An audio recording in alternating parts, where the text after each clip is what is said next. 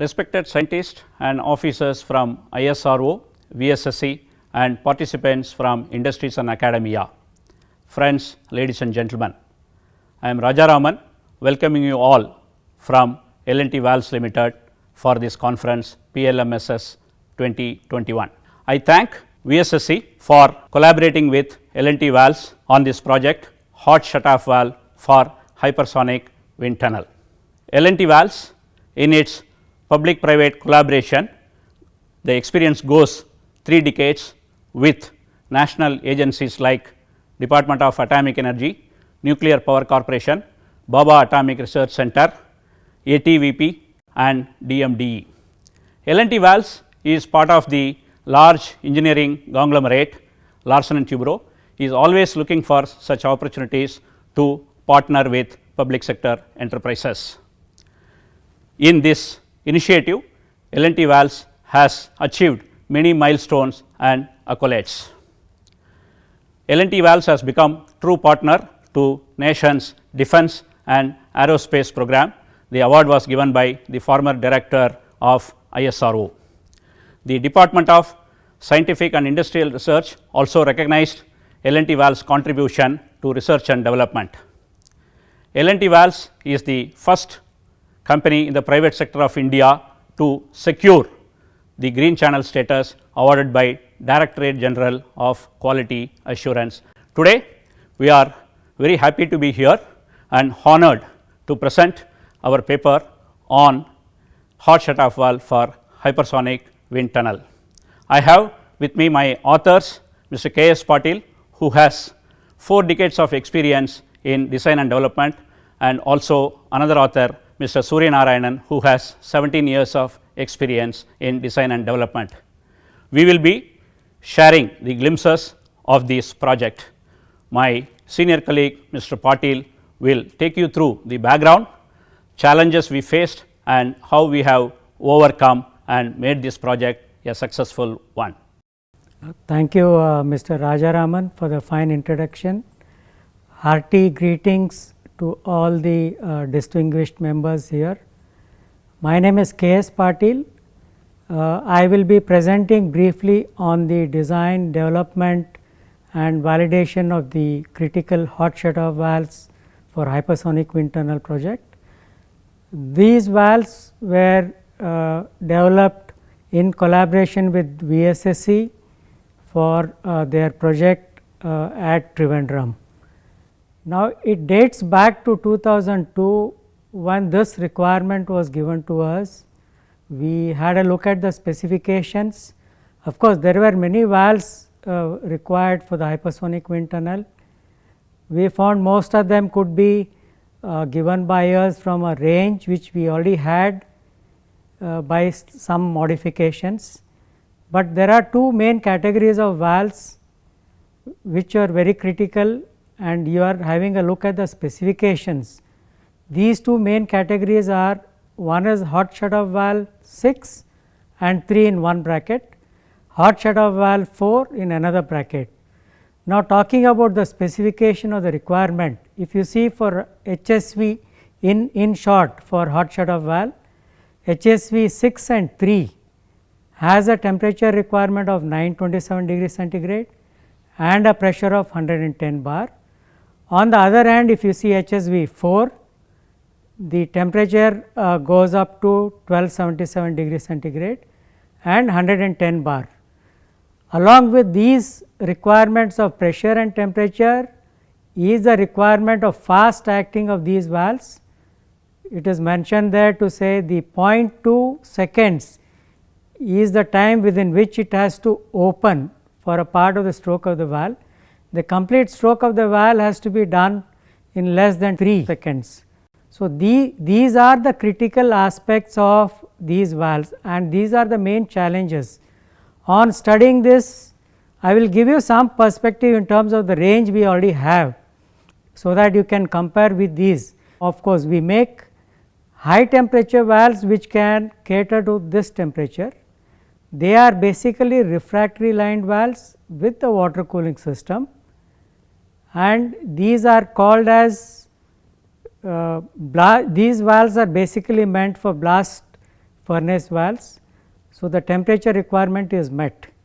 There is another category we were making for the supercritical power plants, which are the high pressure valves, where the pressures can go up to 700 bar, but the temperatures could be in the range of 250 to 300 degree centigrade. So, now we saw where the main challenge is.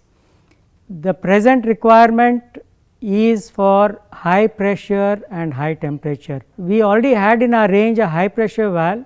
So, we were looking more of adopting that design, what we call as the pressure seal bonnet, parallel slide gate valves.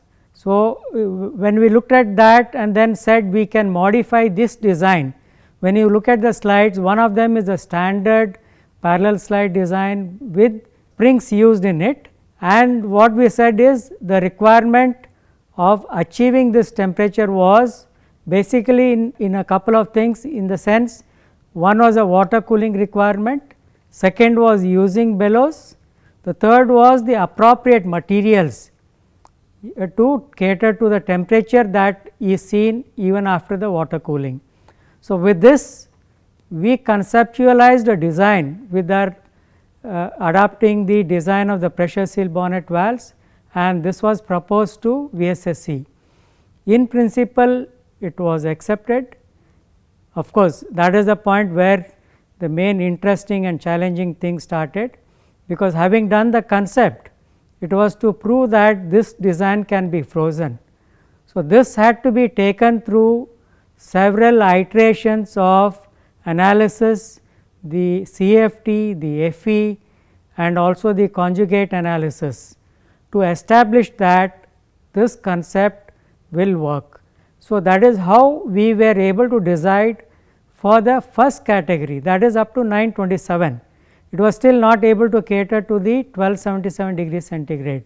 So, again on further discussions and discussions happening with various experts and ourselves, we thought of another option, which of course VSSC also had suggested, that extend the film cooling systems to these valves beyond the water cooling, which will be able to cater to the temperature requirement. Again another round of analysis was done taking care of the film cooling system, and yes, in theory it worked and all the parameters on the valves were meeting the requirements. So, that is where we were able to freeze the designs for 927 and 1277 degree centigrade. The other part of the challenge on the fast acting requirement, the 0.2 seconds, of course, it is not a normal case, generally they go to 30 seconds, 40 seconds. So, here another challenge was met by looking at a hydraulic cylinder operation combined with the power pack, which can activate the valve or operate the valve for a part of the stroke that is required in 0.2 seconds and covering the remaining part of the stroke within the total of 3 seconds. So, this is where I would say we were able to achieve and meet all these critical aspects of these two categories of valves. We are also able to proudly say that some of these features of the product we were able to apply for a patent, and the patents have been granted. Now, yes, beyond making this valve, now there is a need to go to the testing part of it, for which I will request my colleague Mr. Surya Narayanan to take further on the other aspects. Hearty greetings to all the distinguished personnel who are virtually attending this conference. Thank you, Mr. Patil, for explaining the design concepts of the valve and the analysis activity that has been taken care in this project. I am Surya Narayanan. I will be taking you through the testing that has been performed on these valves before putting it in the hypersonic loop. So, right from the design stage, we have been concerned about how to test this valve in a real time scenario, because we may not be able to develop a flow velocity or Mach velocities in a test laboratory setup, and hence we may not be able to generate that sort of a temperature what would be seen by the valves in the real time scenario.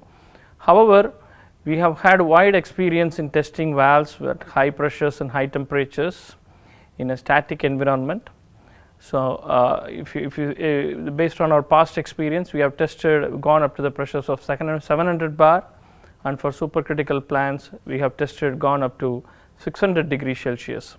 So, what we decided to test this valve as much as to the extent possible in a laboratory setup. So, for us pressure is not a big concern here.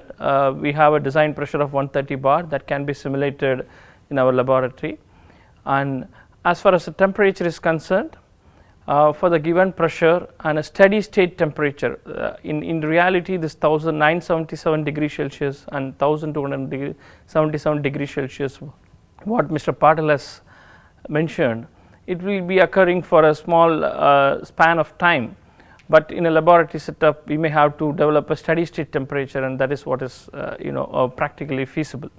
So, for a given pressure and considering the ASME class ratings, we have selected a temperature of 400 degrees Celsius steady state. The valve will be exposed to that temperature for about half an hour or more than that. So, what we did, we used electric heating to heat up the valve. Nitrogen gas is used as a fluid.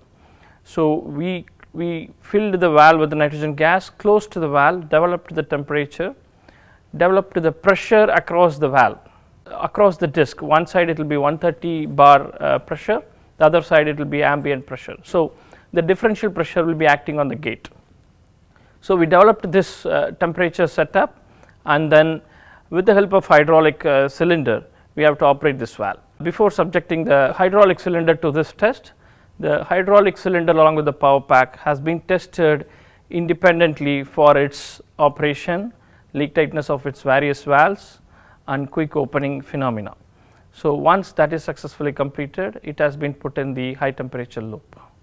Now, we developed a differential pressure across the gate, and then we opened the valve, and the stroke of the valve versus time is also measured and recorded with the help of strain gauges, and the graph of time versus stroke is plotted, and it was found that we could achieve finally 0.2 seconds, and the whatever stroke required, 100 mm stroke required, has been achieved in 0.2 seconds, and balance stroke is achieved in 1.8 seconds.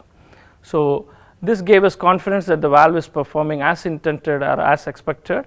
So, the entire regions of the portion of the valve in this manner we have conducted some cycles, and then at temperatures, then we concluded that the valve is performing in the required operating time is achieved, and the seat leak tightness is also achieved.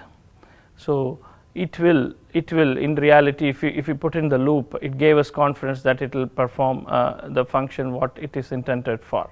Once the prototype is successfully validated, we went for the manufacturing of the production valves. The production valves have been dispatched to site and installed in the test facility. They are working successfully in 2 of the test facilities in the country. In a nutshell, it has been quite a good learning experience in working on this, developing this product. As Patil said, we had 2 patents in this product. We thank VSSC for giving us this opportunity to develop a critical valve, and we would like to work on such projects in future.